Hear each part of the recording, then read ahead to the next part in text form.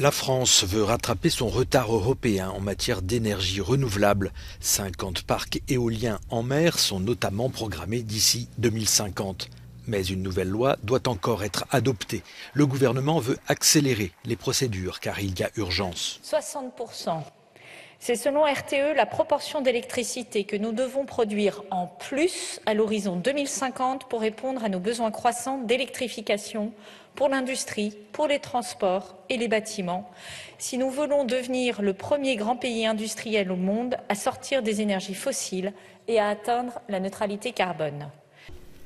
Mais le gouvernement français va devoir batailler car les opposants aux éoliennes terrestres notamment sont aussi nombreux à l'Assemblée que sur le terrain.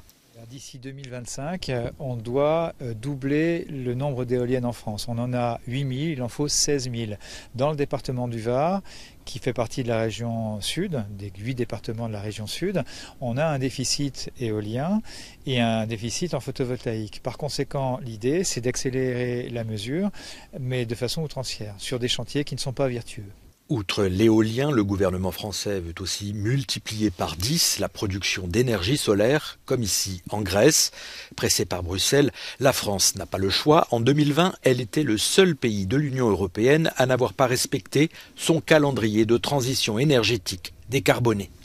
Ailleurs en Europe, plusieurs pays ont des objectifs bien plus exigeants que la France en matière d'énergie renouvelable. La Suède veut atteindre 65% d'ici 2030, 55% au Danemark. Avec un objectif de 30% de renouvelables, la France se situe au même niveau que l'Allemagne et l'Italie. Mais d'autres pays ont des programmes encore moins ambitieux, comme à Malte, où seulement 11,5% de renouvelables sont programmés.